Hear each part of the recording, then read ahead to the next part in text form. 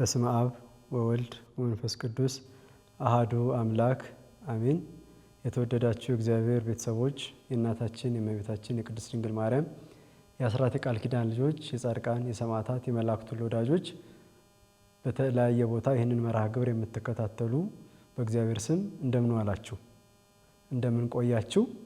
እንደምን ሰነበታችሁ? አሜን። የአባቶቻችን አምላክ እግዚአብሔር ስሙ ከአጽናፈ ዓለም እስከ አጽናፈ ዓለም ይክበር ይመስገን። እንደ እግዚአብሔር መልካም ፈቃድ ለዛሬ የነቢዩ ኤልሳዕን መጠራቱንና አገልግሎቱን እንመለከታለን። ለትምህርታችን መነሻ የሚሆነን በአንደኛ ነገሥት ምዕራፍ 19 ላይ ጀምሮ ያለውን የኤልሳዕን መጠራት ታሪኩን እያየን እንቀጥላለን ማለት ነው። እንግዲህ በዚህ ክፍለ ትምህርት ውስጥ በአጭሩ ለማየት የምንሞክረው የነቢዩ ኤልሳዕን መጠራትና የነበሩትን አገልግሎቶች አለፍ አለፍ እያልን ለማየት እንሞክራለን። እንግዲህ ለመግቢያ እንዲሆነን ነቢይ ማለት ምን ማለት ነው የሚለውን እና ጥቂት ስለ ነቢያት ተነጋግረን ወደ ነቢየ እግዚአብሔር ወደ ኤልሳዕ እንሄዳለን። እንግዲህ ነቢይ ማለት እግዚአብሔር ለተለየ አገልግሎት ለተለየ ዓላማ የጠራው የመረጠው እግዚአብሔር ወደ ሰዎች መልእክትን እንዲያደርስለት ወይም መልእክትን እንዲያስተላልፍለት የመረጠው ሰው ነው ነቢይ ማለት። ስለዚህ ነቢይ ወይም በብዙ ቁጥር ነቢያት የእግዚአብሔር እስትንፋሶቹ ናቸው። ማለትም የእግዚአብሔርን ቃል የእግዚአብሔርን መልእክት ወደ ሰዎች የሚያደርሱ የእግዚአብሔርን መልእክት የእግዚአብሔርን ሐሳብ ወደ ሰዎች የሚያመጡ ናቸው። የሰዎች ልጆችን ከክፋት አካሄዳቸው እንዲመለሱ ወደ እግዚአብሔር እንዲመለሱ የሚጠሩ የሚያገለግሉ በእግዚአብሔርና በሰው መካከል የሚያገለግሉ ናቸው። የሰው ልጆችን ወደ ቀና የእግዚአብሔር አካሄድ ወደ ቀና የእግዚአብሔር መንገድ የሚመልሱ ከኃጢአት ከክፋት የሚመልሱ ናቸው። ነቢያት እግዚአብሔር መንፈስ ቅዱስ በገለጠላቸው መጠን ኃላፊያቱንም መጽአቱንም የሚያውቁ ናቸው። ያለፈውንም ጊዜ የሚመጣውንም ጊዜ እግዚአብሔር አምላክ ገልጦላቸው የሚያውቁ ናቸው ነቢያት። እንግዲህ ነቢያትን የሚያሰማራ ለአገልግሎት የሚያሰማራ ወይም ነቢያትን ለአገልግሎት የሚጠራ ራሱ ባለቤቱ አምላካችን እግዚአብሔር ነው። ኦሪት ዘዳግም ምዕራፍ 18 ቁጥር 18 ላይ ከወንድሞቻቸው መካከል እንዳንተ ያለ ነቢይ አስነሳላቸዋለሁ እያለ እግዚአብሔር አምላክ ለሙሴ ነግሮታል። ስለዚህ ነቢያትን የሚያስነሳ እርሱ እግዚአብሔር ነው። ከወንድሞቻቸው መካከል እንዳንተ ያለ ነቢይ አስነሳላቸዋለሁ ቃሌንም በአፉ አደርጋለሁ ይላል። ስለዚህ የእግዚአብሔር ቃል በነቢያት አፍ ነው። ስለዚህ የእግዚአብሔርን ንግግር እግዚአብሔር ለሰዎች የሚያስተላልፈውን መልእክት በእነሱ አድሮ የሚያስተላልፍባቸው ናቸው ነቢያት። ስለዚህ ይህንን ሁልጊዜም ልብ ማለት ያስፈልጋል። ትንቢተ አሞጽ ምዕራፍ 3 ቁጥር 7 ላይ በእውነት ጌታ እግዚአብሔር ምስጢሩን ለባሪያዎቹ ለነቢያት ካልነገረ በቀር ምንም አያደርግም ይላል። ስለዚህ እግዚአብሔር አምላክ የሚያደርገውን እንኳን ለማን ይነግራል? ለነቢያቱ ይነግራል። ለነቢያቱ ካልነገረ አንድስ እንኳን የሚያደርገው የለም እያለ ነቢየ እግዚአብሔር አሞጽ ይነግረናል። እንግዲህ ነቢያትን ከሁለት ወገን ከፍሎ ማየት ይቻላል። የጽሑፍ ነቢያትና የቃል ነቢያት የሚባሉ አሉ። የጽሑፍ ነቢያት የምንላቸው በዚህ በመጽሐፍ ቅዱሱ ትንቢቶቻቸው ትምህርቶቻቸው በሙሉ በራሳቸው ተጽፈው ያሉ እነሱ የጽሑፍ ነቢያት እንላቸዋለን።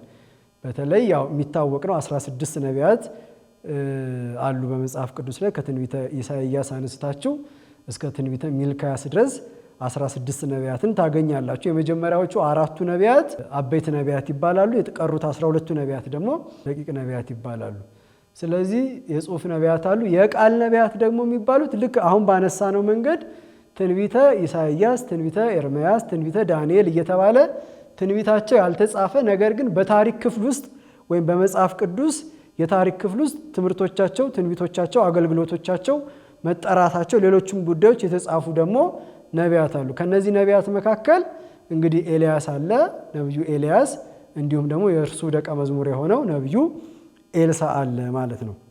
እንግዲህ ዛሬ እንደ እግዚአብሔር መልካም ፈቃድ የምንመለከተው ነቢዩ ኤልሳዕን ይሆናል ማለት ነው።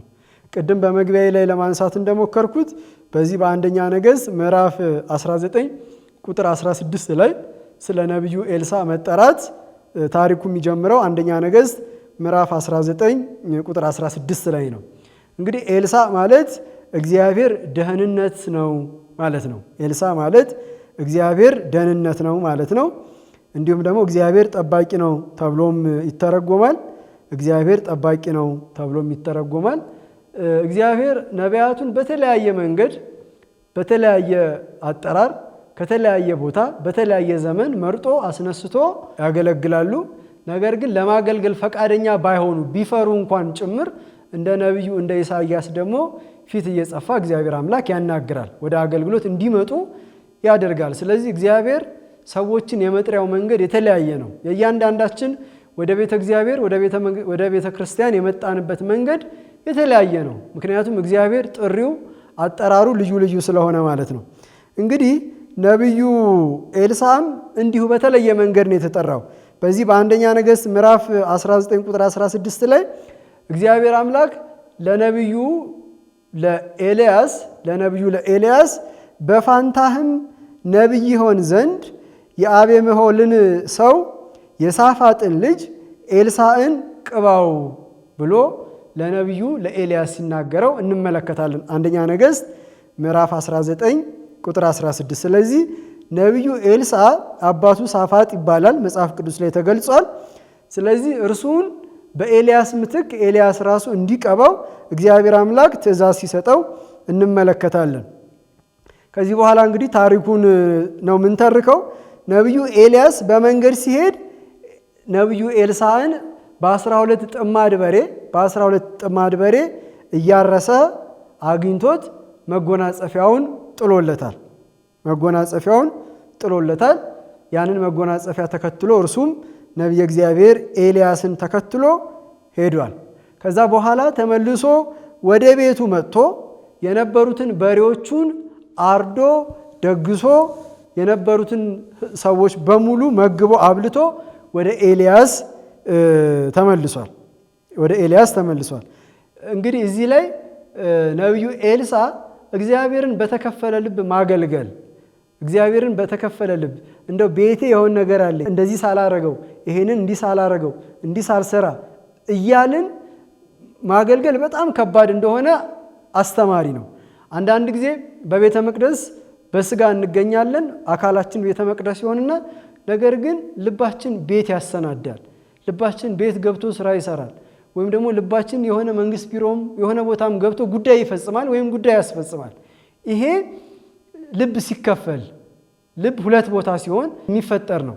ስለዚህ ሁልጊዜም አገልግሎትን በደንብ በሰመረ መልኩ ለማገልገል በተቻለ አቅም ልቦናችንን ሊከፍሉ የሚችሉ ነገሮችን እየጨረስን እየመጣን ልናገለግል ያስፈልጋል። እግዚአብሔርን በተከፈለ ልብ ሆኖ ማገልገል ከባድ መሆኑን ከኤልሳ እንረዳለን። ኤልያስን ተከትሎ ነቢየ እግዚአብሔር ኤልያስን ተከትሎ ከመጣ በኋላ ለብዙ ዘመን በረድነት በደቀ መዝሙርነት ነቢዩ እግዚአብሔር ኤልያስን አገልግሏል። ኤልያስ የሚለይበት ወደ አምላኩ የሚወሰድበት ጊዜ በደረሰ ጊዜ ኤልሳዕን ምን አለው? ካንተ ተለይቼ የሚሄድበት ጊዜ ደርሷል። ስለዚህ ካንተ ተለይቼ ከመሄዴ በፊት አደርግልህ ዘንድ የምትፈልገው ምንድን ነው? እንዳደርግልህ የምትፈልገው ነገር ምንድን ነው? ለምነኝ፣ ጠይቀኝ ብሎ ነቢየ እግዚአብሔር ኤልያስ ኤልሳዕን ጠይቆታል። ኤልሳዕም በደንብ አስተውሉ፣ ሰማይን ሲለጉም የነበረ ዝናብ ሲያወርድ የነበረ ታላቁ ነቢይን ኤልያስን ማግኘት ምን ያክል የከበረ ነገር እንደሆነ ማስረዳት አይጠበቅም። ከዚህ ነቢይ እግዚአብሔር ሁሉን ካከናወነለት ከእግዚአብሔር ዘንድ ልዩ ባለሟልነትን ከተሰጠው ከኤልያስ ለምኑ ብንባል እኛ ምን እንለምናለን? እግዚአብሔር አምላክ ለምኑ ይሰጣችኋል ብሎ ፈቅዶልናል። ግን እግዚአብሔር አምላክን ምንድነው የምንለምነው? ሁልጊዜም ልመናችን ጸሎታችን ሁልጊዜ ስጋዊ እንዳይሆን፣ ልመናችን ሁልጊዜም አድርግልኝ እንዳይሆን፣ ልመናችን ሁልጊዜም ከስጋ ጋር ብቻ ሳይሆን ነፍሳችንንም ያስቀደመ እንዲሆን መጠንቀቅ ያስፈልጋል። ምክንያቱም አስቀድማችሁ መንግስቱና ጽድቁን ሹ ሌላው ትርፍ ሆኖ ይጨመርላችኋል እንደተባለን ማሰብ ያስፈልጋል። ኤልሳ ይሄንን ሲባል ብዙ ጥያቄ መጠየቅ ይችላል። ብዙ ጥያቄ መጠየቅ ይችላል። ነገር ግን የጠየቀው ጥያቄ በአንተ ላይ ያደረ መንፈስ ቅዱስ በእኔ ላይ እጥፍ ሆኖ ያድር ዘንድ እለምንሃለሁ አለው። ወይም በአንተ ላይ ያደረ መንፈስ ቅዱስ በእኔ ላይ እጥፍ ሆኖ እንዲያድር እለምንሃለሁ ወይም ይደርብኝ ብሎ ነቢየ እግዚአብሔር ኤልሳዕ ኤልያስን ለምኖታል። እንግዲህ ይሄ ትልቅ ጸሎት ነው። ጠቢቡ ሰሎሞን እግዚአብሔር አምላክ የፈለገውን እንዲለምነው ሲፈቀድለት ጥበብን ማስተዋልን የለመነው በጣም የሚደንቅ ነው። ስለዚህ እግዚአብሔር ምንም ነገር እንድንጠይቀው ፈቅዶልናል። ግን የምንጠይቀው ነገር ምንድን ነው? የቅዱስ ዮሐንስና የቅዱስ ያዕቆብን እናት ታስታውሷታላችሁ። በወንጌል ከተገሰጹት መካከል የምትለምኑትን አታውቁም ተብላ ተገስጻለች። ቀኝ አዝማችና ግራ አዝማች አድርገ ሹምልኝ ብለዋለች። በእርሷ ሐሳብ ክብር ይግባውና ጌታችን መድኃኒታችን ኢየሱስ ክርስቶስ ወደዚህ ዓለም የመጣው ሊከብር፣ ሊሾም፣ ሊሸለም አይደለም፣ ሊነግስ አይደለም የመጣው የባህሪ ንጉሥ ነው። ስለዚህ እርሷ ሳታውቀው የለመነችው በግራና በቀኝ የእሱ መንገስ መስቀል ላይ ስለሆነ በግራና በቀኝ እንዲሰቀሉ ነው የለመነችው ማለት ነው። በዚህ ምክንያት የምትለምኑትን አታውቁም ተብሎ ተገስጻለች። ስለዚህ የምንጠይቀውን ነገር በደንብ እንድናስተውል እግረ መንገድ ከኤልሳዕ ታሪክ ላይ እንረዳለን። እንግዲህ ድንቅ ነገር ለምነኸኛል የተባለው ኤልሳዕ ድንቅ ነገር ለምነኸኛል፣ ነገር ግን ከአንተ ተለይቼ ወደ ሰማይ ስወጣ ብታየኝ ይደርብህ። የጠየቀው ምንድን ነው ያለው? በአንተ ላይ ያደረ መንፈስ ቅዱስ እጥፍ ሆኖ ይደርብኝ ነው ያለው አይደል? ስለዚህ እኔ ወደ ሰማይ ስወጣ ስወሰድ ብታየኝ ይደረግልህ። እጥፍ ሆኖ ይደርብኝ ያልከው ይደረግልህ፣ ባታይን ግን አይሁንልህ አለው። በደንብ አስተውሉ። አንዳንድ ጊዜ የሆነ ጥያቄ ጠይቀን የሆነ ጉዳይ አሳስበን ግን ሊሰጠን ሲል እኛ አንገኝም፣ ቦታው ላይ የለንም። ለዚህ ነው አጽንኦ በዓት የሚያስፈልገው፣ ያለንበትን ቦታ ማጽናት የሚያስፈልገው ለዚህ ነው። በጠየቅንበት ቦታ ይሆናል የሚሰጠን። ስለዚህ ይሄንን ሁልጊዜም ልብ ማለት ያስፈልጋል። ታስታውሳላችሁ በወንጌልም ሐዋርያት ክብር ይግባውና ጌታችን መድኃኒታችን ኢየሱስ ክርስቶስ ሲያርግ ወደ አባቴና ወደ አባታችሁ ሊሄድ ነው ላርግ ነው፣ ነገር ግን እናንተ በኢየሩሳሌም ቆዩ፣ ከአባቴ አጽናኙን መንፈስ እስክልክላችሁ ድረስ በኢየሩሳሌም ቆዩ ተባሉ። ይሄ ትእዛዝ ነው። ስለዚህ በኢየሩሳሌም ቆይተው ያንን መንፈስ ቅዱስ ተቀብለዋል። ስለዚህ ኤልሳዕና ነቢዩ ኤልያስና ነቢዩ ኤልሳዕ ይሄንን ሲነጋገሩ የእሳት ፈረስ የእሳት ሰረገላ ከሰማይ መጣ፣ ኤልያስም ወደ ሰማይ አረገ። ኤልሳዕም አይቶ ይላል መጽሐፉ ነገሥት ላይ በግልጽ ተጽፏል። ኤልሳዕም አይቶ የእግዚአብሔር ኃይላቸውና የጽናታቸው ምልክት አባቴ ሆይ እያለ ተጣራ፣ ጮኸ ይላል። ከዚህ በኋላ ዳግመኛ ኤልያስን አላየውም። ኤልያስም መጎናጸፊያውን መጠምጠሚያውን ጣለለት፣ በራሱም ላይ ወደቀ ይላል። ከዛ ይሄንን የነቢየ እግዚአብሔር ኤልያስን መጠምጠሚያ መጎናጸፊያ ይዞ የዮርዳኖስን ወንዝ ቢመታው የዮርዳኖስ ወንዝ ለሁለት ተከፍሎለት ተሻግሮ ሄዷል። ሁለተኛ ነገሥት ምዕራፍ 2 ቁጥር 1 ጀምሮ ይሄንን ማግኘት ትችላላችሁ። ሁለተኛ ነገሥት ምዕራፍ 2 ቁጥር 1 ኤልሳዕ በአንተ ላይ ያደረ መንፈስ ቅዱስ በእኔ ላይ እጥፍ ሆኖ ይደር ነው ያለው። ይሄ በኤልሳዕ ላይ የኤልያስ መንፈስ ወይም በኤልያስ ያደረ መንፈስ ቅዱስ በኤልሳዕ ላይ እጥፍ ሆኖ ለማደሩ ምልክቱ ምንድን ነው ቢባል ኤልያስ በዘመኑ አንድ ሙት አስነስቷል፣ ኤልሳዕ ደግሞ 2 ሙት አስነስቷል።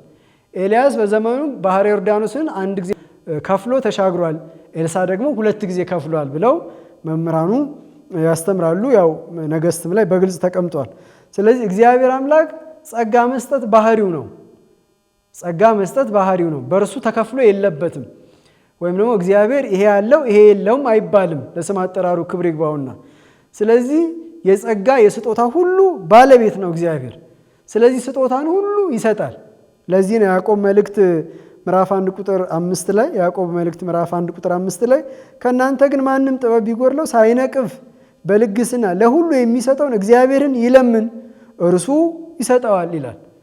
ስለዚህ እግዚአብሔር ወሃቤ ጸጋ ነው። ጸጋን የሚሰጥ ጸጋን ለሁሉ የሚሰጥ ያለ ስስት ለፈለገው ለሻው ሁሉ ጸጋውን ለፈለገ ጥበብን ለሚፈልግ ጥበብን ዕውቀትን ለሚፈልግ ዕውቀትን የሚሰጥ አምላክ ነው።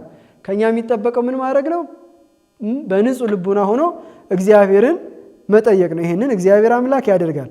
እንግዲህ ነብየ እግዚአብሔር ኤልሳ የነብዩ ኤልያስን መጎናጸፊያ ከተቀበለ በኋላ ያው ነገሥት በስፋት ይተርክልናል።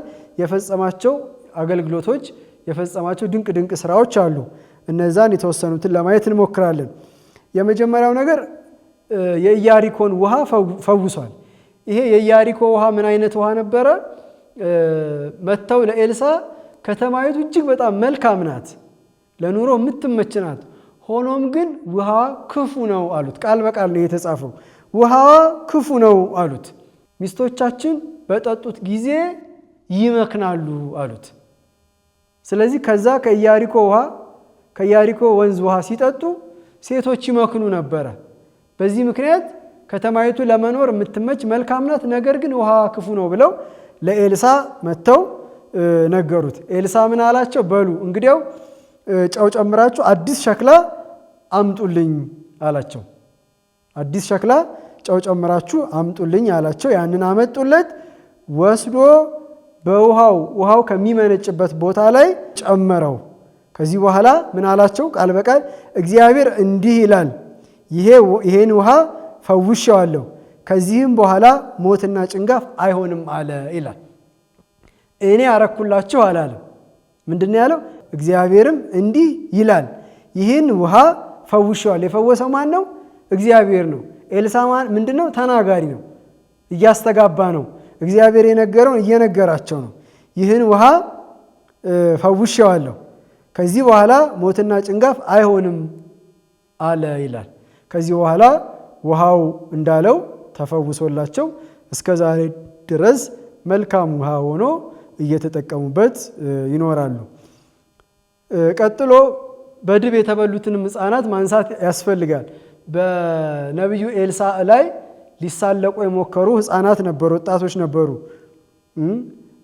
ኤልሳ መላጣው መጣ እያሉ መላጣ እያሉ በኤልሳ ላይ ያሾፉ የነበሩ ያፌዙ የነበሩ ነበሩ። በዚህ ምክንያት እግዚአብሔር አዝኖባቸዋል፣ ኤልሳዕም አዝኖባቸዋል እና በዚህ ምክንያት በእግዚአብሔር ስም ረግሞባቸዋል። እዚህ ላይ አንድ ቁም ነገር፣ አንዳንድ ጊዜ በማወቅ የሚሆን ባለማወቅ ሕፃናት ትልልቅ ሰዎች ላይ ሲያሾፉ ይታያል። የትልልቅ ሰዎች የልብ ማዘን፣ የትልልቅ ሰዎች ማዘን፣ በሕፃናት ላይ ማዘን መከራ ይዞ ሊመጣ እንደሚችል ማስተዋል ያስፈልጋል። ስለዚህ ልጆችን ከእንዲህ ያለ ነገር መጠበቅ ያስፈልጋል። ይልቁንም ታላላቆቻቸውን ማክበር እንደሚገባቸው ማሳየት፣ መንገዱን ማመልከት ይገባል። ከዚያ በእግዚአብሔር ስም ረገማቸው ነው የሚለው መጽሐፈ ነገሥትን ስታነቡ፣ ሁለተኛ መጽሐፈ ነገሥት ላይ ምዕራፍ 4 ላይ ስታነቡ አዘነባቸው፣ በእግዚአብሔር ስም ረገማቸው ይላል። ከዚህ በኋላ 2 ድቦች ከዱር ከጫካ መጥተው 42ቱን ብላቴናዎች ወይም 42ቱን ሕፃናት ሰባበሯቸው፣ ገደሏቸው ይላል። ይሄ ከባድ ነው። ይሄ ሰው ላይ በማሾፋቸው የእግዚአብሔር ነቢይ ላይ የእግዚአብሔር ሰው ላይ በማሾፋቸው በመዘበታቸው ምክንያት ያገኛቸው መከራ ነው። ስለዚህ ይሄ ጥንቃቄ ያስፈልገዋል። ይሄም የታሪኩ አካል ስለሆነ ማንሳት ስለሚገባ ነው። ሌላ ሁለተኛ ነገሥት ምዕራፍ 4 ላይ ከቁጥር 1 ጀምሮ እስከ 7 ደግሞ ስታነቡ፣ ሁለተኛ ነገሥት ምዕራፍ 4 ከቁጥር 1 እስከ 7 ስታነቡ አንዲት መበለት ነበረች። ከሰዎች ደግሞ የተበደረቻቸው ብዙ ዕዳዎች ያሉባት ሴት ናት። ከሰዎች የተበደረቻቸው ብዙ ዕዳ ያለባት ሴት ናት እና ወደ ነቢዩ ኤልሳ መታ ምንም የለኝም፣ ለሰዎች የምከፍለው ዕዳም የለኝም ብላ ለነቢዩ ኤልሳ መታ ነገረችው እና በቤትሽ ምን አለሽ? ምን አድርግልኝ ዘንድ ትፈልጊያለሽ ብሎ ኤልሳ ነገራት። በቤቴ ከዘይት ማሰሮ ውጪ ምንም የለኝም አለችው። በቤቴ ከዘይት ማሰሮ ውጪ ምንም የለኝም አለችው። እንግዲያው የዘይት ማሰሮሽን አምጪ አላት። አመጣች። ይሄ ብቻ አይበቃም፣ ከጎረቤቶችሽም ያለውን ማሰሮ በሙሉ አምጪ አላት። አመጣች። በልጆቿ እያሸከመች አመጣች። ከዛ እንደውም መጽሐፉ የሚለው አሁንስ ማሰሮ አለው ሲላት አይ የለም እስክትል ድረስ የነበረውን ማሰሮ ያመጣቻቸው ማሰሮች በሙሉ በዘይት ሞላላት። በዘይት ሞላላት። ከዚያም በዚህ ዘይት ይህንን ዘይት ሸጠሽ ዕዳሽን ክፈይ፣ የቀረውንም አንቺም ልጆችሽም ብሉ ተመገቡ ብሎ ሰጥቷታል፣ ባርኮላታል። ይሄ ሶስተኛው ነው። ሌላው ከዚሁ ጋር የሚመሳሰለው ሱነማዊቷ ሴት ደግሞ ነበረች። የሱነማዊቷ ሴት ነበረች። እቺ የሱነማዊቷ ሴት ቅድም ካነሳሁት ጋር በተወሰነ የሚመሳሰለው እቺኛዋ ልጅ የላትም እና ኤልሳ በመንገዷ ሲያልፍ ኤልሳን በቤቷ የምትንከባከብ ኤልሳን በቤቷ የምታሳድር ናት እና ወደ ሱነም በገባ ጊዜ ይላል መጽሐፉ ይቺ ሴት ከባሏ ጋር ተነጋግራ ያርፍበት ዘንድ ማረፊያ የሆነው ዘንድ ቦታ አዘጋጀችለት ከቆጥ ላይ እና ኤልሳ ወደዛ አካባቢ በመጣ ጊዜ እርሷ ጋር እያረፈ ይሄዳል። ነገር ግን ኤልሳ መጥቶ ምን ላድርግልሽ አላት። ምን ላድርግልሽ ብሎ ጠየቃት። ምን ላድርግልሽ ብሎ ሲጠይቃት ይቺ ሴት ልጅ የላትም፣ ነገር ግን ልጅ አልጠየቀችም። እኔ ምንም አልፈልግም፣ በዚህ በሕዝቤ መካከል በከተማው ከወገኖቼ መካከል ነውና የምኖረው ብላ መለሰችለት። ከዛ የኤልሳ ደቀ መዝሙር የነበረው ገያዝ ግን ያቅ ስለነበረ ወደ መምህሩ ዘንድ ሄዶ ልጅ እኮ የላትም አለው። ኤልሳዕም እግዚአብሔር አምላክ ልጅ ይሰጣት ዘንድ አመለከተላት። ባሏ አርጅቷል፣ ልጅ የምትወልድበት ጊዜ አልፏል። ነገር ግን እግዚአብሔር አምላክ ልጅ እንዲሰጣት አመለከተላት። እግዚአብሔር ልጅ ሰጣት።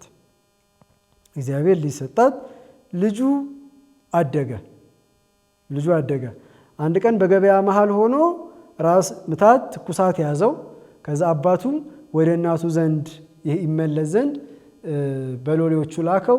ወደ እናቱ ዘንድ ተመለሰ ይላል። እናቱ አቅፋው ግማሽ ቀን ሙሉ ጉልበቷ ላይ አስተኛችው ይላል።